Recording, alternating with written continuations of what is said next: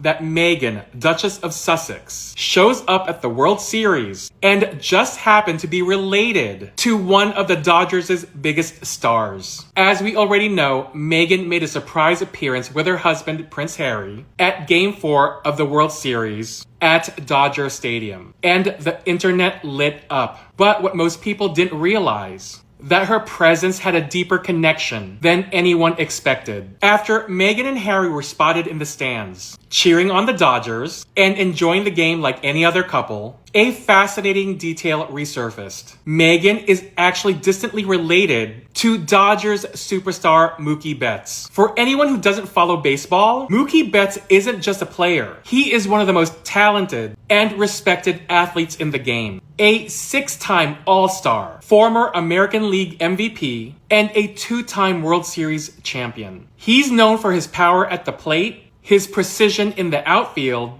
and his leadership on and off the field. Betts has become the face of modern baseball. Charismatic, consistent, and elite. Much like Meghan has become the face of modern royalty. The genealogical link between them was first uncovered by researcher Jim McNiff, who traced their shared ancestry back to the American South through lines that tell a story of resilience and survival. It's a reminder that even at the highest levels of success and fame, the threads of history have always had a way of connecting extraordinary people in unexpected ways. For Meghan, the moment was bigger than a baseball game. It was a return to her roots in Los Angeles, the city where she was born and raised, and a reflection of how her journey, from local girl to global icon, continues to echo the power and pride of Black excellence. And as for Mookie Betts, he once joked back in 2020 that he and Meghan were cousins. And now, with the records to prove it, that playful line almost seems prophetic. Whether by coincidence or fate, seeing Meghan at Dodger Stadium, cheering for her distant cousin and her hometown team, felt like another quiet yet powerful statement. Because every time Meghan steps into the spotlight, even in the most unexpected places, she reminds us that legacy isn't just royal. It's American. It's ancestral. It's lived. Right here, Sussex and Prince Harry made a surprise appearance at Game 4 of the World Series in Los Angeles. And the crowd was not ready. The couple showed up at Dodger Stadium to watch the Los Angeles Dodgers take on the Toronto Blue Jays. And it was one of those effortless, iconic public moments that reminds everyone why they command attention without even trying. Meghan looked flawless in an oversized white button-down, black pants, and Dodgers baseball cap. Laid back, polished, and completely in her element. Harry kept it cool in a white tee and black blazer, perfectly mirroring that California ease they've made their signature. The two were seated right in front of Dodgers legend, Sandy Koufax, laughing, clapping, and blending right in with the fans. A reminder that despite all the noise, they're still living life on their own terms. And make no mistake, the timing was intentional. Meghan just dropped her As Ever holiday collection, and now here she is at one of America's biggest sporting events. Confident, happy, and visibly thriving. It's a subtle but powerful message. The Sussexes are not retreating from the spotlight. They're redefining it. They show up when they want, how they want, and on their own stage. This wasn't just a date night at the ballpark. It was a declaration that the narrative has moved on, and they're the ones writing it. Meghan, I'm about to spend all of my money. In 5, 6, 7, 8, I'm about to spend all of my money. In 5, 6, 7, 8, I'm about to spend all of my money. Hello. Yes, I read the statement from Buckingham Palace concerning Andrew Mountbatten Windsor. Can I just say something? I am an American. And you all know how we feel about kings and any type of monarchy over here. But I feel like I feel the most sorry for the British public because your monarchy is really, really playing with y'all. They lie to your face and you guys just eat it up. So this is only for a few of you, and I dare say it's only monarchists because Republicans, what you guys call them, Republicans, and other people who are not monarchists are not stupid. First of all, I read this letter and I said, They could have kept this to themselves. Public pressure should not have you moving. Decency should have had you moving. There is not a person within those, and I'll be fair and say even Prince Harry knew what type of person Andrew was. Doesn't mean they partook in the debauchery with him. It just means they knew. It's just like we all know about that weird uncle in our family. I don't have one, but you know what I mean. We know the funny family member, and we either keep a distance from them, we gossip about them, or some of you make them a plate of food. That's what the royal family has done for Andrew all this time. But let's not blame everybody, because this is on Charles. Something about this still screams, this ain't over and this ain't what y'all think it is. First of all, when you initiate something, what does initiate means? It's not final. It just means you're in a preliminary process of starting whatever paperwork, in this case, to strip him completely of the Duke of York, as well as, can you unprince a prince, a bloodborne prince? We'll see. But all of this still has to go to Parliament, has to go somewhere, blah, blah, blah. Y'all know the routine. You know your country a lot better than I do when it comes to that stuff. So I'm just looking at common English here. Initiate is not solid. Now, this is the part that you all really, really need to read this front and back. They served him with papers. This is no different than when the sheriffs serve you with a notice and say you got X amount of time to get up out of here. You are still not legally obligated to leave. You can fight that. You can go to court and fight that. And a lot of people who were up for eviction have went to court and won. They won their eviction notices and they didn't have to leave the premise. How are they going to get this man who has a 75-year lease out of that? If they pay him out, where's the money coming from? I'm gonna just go ahead and say the quiet part out loud. It's coming from your pockets, taxpayers. So once again, you have to pay for this guy to be comfortable. I don't care about the residencies or wherever the hell he's going. That's besides the point, okay? The point is that they are not legally obligated to leave. And when I say they, I do mean Fergie and Andy. Those are the facts. There's no date or deadline here that says you have until this time to get out. So they are begging him to leave. This is a beg letter. Please just give it up. Just go, please, because we got to go out here and do engagements. Kate and the kids are going to be back out from vacation, and we really need to go. And Sonny Boy over here, he has to go to Brazil and pretend like he gives a shit about the environment, and we don't need eggs thrown at us. That's all this is. Because this could have been done years ago. As a matter of fact, the Queen should not ever have paid Virginia off. What she should have done was say, you go face your consequences, because we're not that type of family and we don't coddle these things. It is more of a crime to be married to a mixed race person in the royal family than it is touching up on kids. But this is where it's really going to hurt y'all feelings if Andrew takes this to court. He is still claiming innocence. So if this goes to court and he's still claiming innocence, and there's no solid evidence such as DNA or anything like that to prove that he's guilty of this, even though we think he's guilty, a court might find him innocent and he's still not obligated to leave. This is what I think he will do. I do think he will vacate the premises, just for the time being, just to help the monarchy get on with getting on. But if you're looking at this letter and thinking that this is some hard-hitting stuff right here, and I'm going to say one even further. Republic, I saw that you guys are doing your own separate prosecution on him. Keep that up. Don't you let up because of this letter. This letter is bullshit. Keep it up. Have him prosecuted if it isn't so your will to do so. I wish our Republicans was like you guys Republicans in England. Y'all kind of dope. Anyway, bullshit, bullshit, bullshit. Take it or leave it. Oh, and by the way, yes, I saw the win with Kate and Will over the Paris pictures. Look, babes, yo ass ain't had cancer. You ain't never had cancer. And that picture proved it. See how the royal family playing y'all faces? Child, couldn't be me. Talk to you guys later. Bye. I don't know if you know the Meghan Markle story. I doubt so. Tell me about Meghan. A freelance PR that I was using, she and I had come up with, I wanted to have a Friends of Stowe page on the website.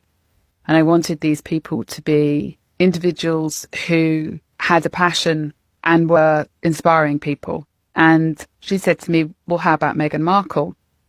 And I was like, oh, God, I love Suits so much. I'm in the thick of that. Yeah. Yes, definitely. Yeah. And she had this website called The TIG. And she accepted a tech case. At the time, it would carry a power bank, a cable, fold-away plugs, and whatever your device was. Yeah. And Meghan Markle came back and said, yes, I'd love to have one. That was great. She featured it on the TIG. You know, we saw a nice response. Thank you very much. And then it exploded because she was dating Prince Harry. So that was 2017. So Yeah. a pivotal moment for the brand. We ran out of stock, I mean, over a weekend, and I came in on a Monday morning and we'd sold out. So we went into pre-order. They couldn't wait to get their hands on the orange tech case that Meghan Markle had. That's so fantastic, isn't it? It's really powerful, some of this marketing.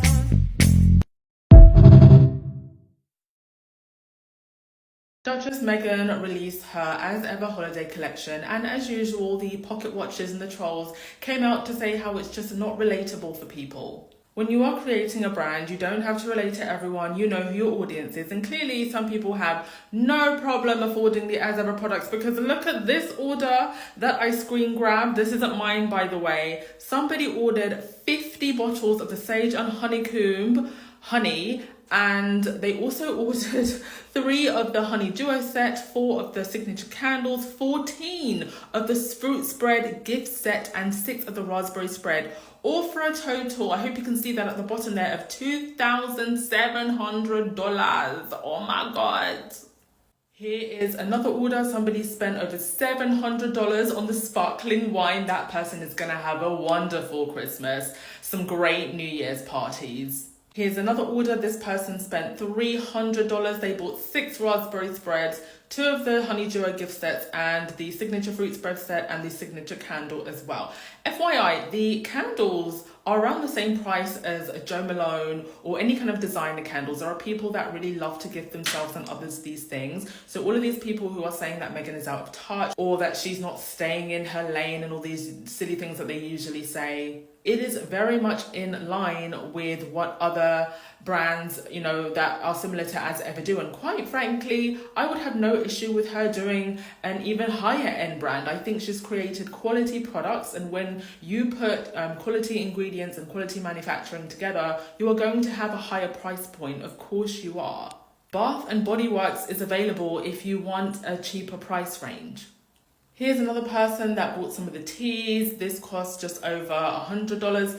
And, you know, there are items that range from $14 all the way up to the gifting stuff. So I do think that there's something in this line for everyone. I think that ultimately the haters are just mad that Meghan's brand is doing amazing. And to think that they're still only doing domestic shipping, of course, fans internationally have found ways of getting the items, but it just shows that there is such a big demand. And they are still only doing straight to consumer. We haven't even gotten into wholesaling or international shipping or things like, you know, supplying smaller bottles of jams and things like that to hotels and restaurants and all of that. The potential for the As Ever brand to grow is incredible. The haters know it, and that's why they're mad.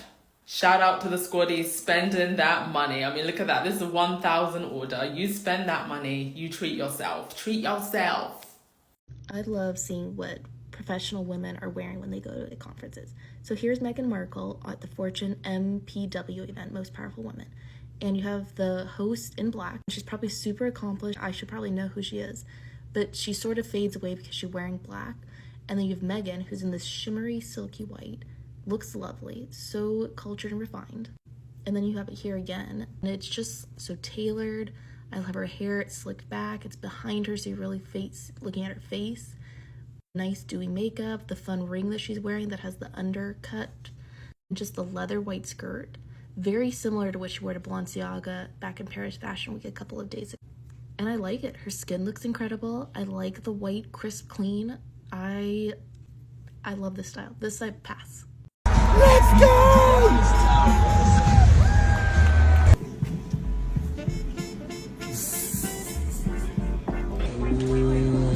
Okay, what you looking at?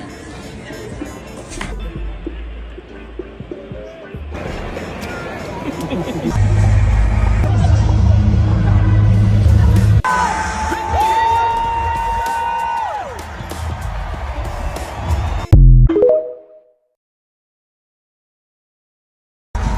go!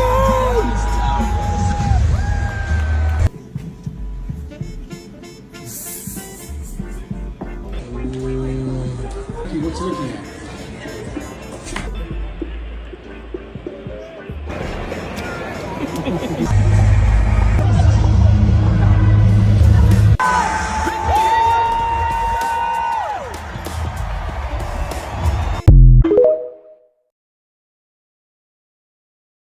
So, of course, everyone's talking about the Prince Andrew scandal, and what more do we need to say? This should have happened a long time ago, and in fact, the royal family needs to ship his ass off back to the U.S. for him to be properly investigated. However, I do see the conversation, of course, because it always leads back to Harry and Meghan, of if the king, or even Prince William, will try to take away Harry and Meghan's titles and their children. And I respond to that with a question. Where was the lies in that Oprah interview if they do take away those titles? Because this only proves that not only did they not want to give a woman of color, a black woman, a title, they also didn't want to give the children that was bred and birthed from a woman of color a title. And more importantly, how would they be able to fight those racist allegations now? Because if you take the steps to take away the titles of the first black biracial woman in that family, and then the children that is from a black biracial woman in that family, and the fact that we even comparing apples to oranges, meaning Andrew to Harry and Meghan for just expressing their grievances of their experience of them dealing with real life stuff, with racism, bullying, sexism, all the things of the things. If you compare that to that lunatic, that sick man, allegedly, yeah. And for those of you who are wondering why I got this bright ass green shirt on, I'm dressed as Shaggy. Shaggy from Scooby-Doo, and I'm going to work. So there's your answer. Support for the monarchy is below 50% now, and I know why. It's because Andrew's demotion has come way too late to save face, and the entire family is concerned with his well-being, about leaving his mansion and getting 2 different houses instead. They never showed concern about any of the victims, nor have they ever shown concern about the media's portrayal and treatment of their own family members, Meghan, Harry, and the kids. They also bury reports of bad behavior by their own people, because trust me, if Meghan had bullied any staffers and they had proof of it, we would have seen it by now. But we never have. Why? Because they buried a report, because Andrew and Charles and probably William are more to blame for bullying their staff than Meghan was. Trust and believe that if there was proof of anything wrong that Meghan had done, we would know about it. But we don't, because the real bullies are the men of the family. And all of that, plus their $1 billion that they haven't earned, is why support for the monarchy is below 50% and dropping faster and faster still. Yeah, bling bling and trick or treating. I think we lost Dad. I guess we just leave without Dad. I know, huh? I need to get a car, and that's so meaningful. Hi, baby. Hey. How are you? Happy Halloween. Happy Halloween. Oh my God. Where Dad at? Oh yeah. I can't believe somebody just loves cars like that. I never seen women like cars more than my mom. It's like she shops for cars. I like cars. She likes, she drives crazy. She tells us like the only thing we did not inherit from her was driving. I said I'm busy. Like I need to drive, but I never get tickets. Yeah, she never got ticket and she drives crazy. No ticket. for the police. Mm-hmm. I'm driving good. And she's fine. She just has to no, she goes I'm to. supposed to get the ticket. No, I don't like about you driving. That driving bothers me. Like me and my brother, we are careful drivers, and our mom is bad news on the road. Oh my God! Look at that Chris girl. This girl is like, oh my God. No, you know what? Sometimes I like to rush to go to work. She's always rushing. I feel like I don't want to go to work, go sit down like looking people face. It's like no. I want to go like park my car there, grab my stuff, go. But why did you go? Why did you drive to Spear Boulevard where I told you there was camera and you rushed me through the camera? It was not camera. If you have a camera over there, they were supposed to send me ticket. They didn't send me ticket because she didn't get a ticket. I didn't get a ticket. Maybe she did not get. Okay. She hasn't got a ticket yet. When she gets the ticket, then you. That's can why I know, like I'm a bad driver. No, but did she? I'm not bad driver. Okay. I'm a good driver. So what happened to your car that one time? You said you hit the curb. Oh no, I didn't hit them. They hit me. Yeah. It was not me. That's why I didn't get tickets. It was the day, like 10th of April. People they go take like marijuana, you know? Yes. That's the day they hit me. It was not me. Let's go. It was them. And the police. So mom is trying to justify why she drives bad. You take better.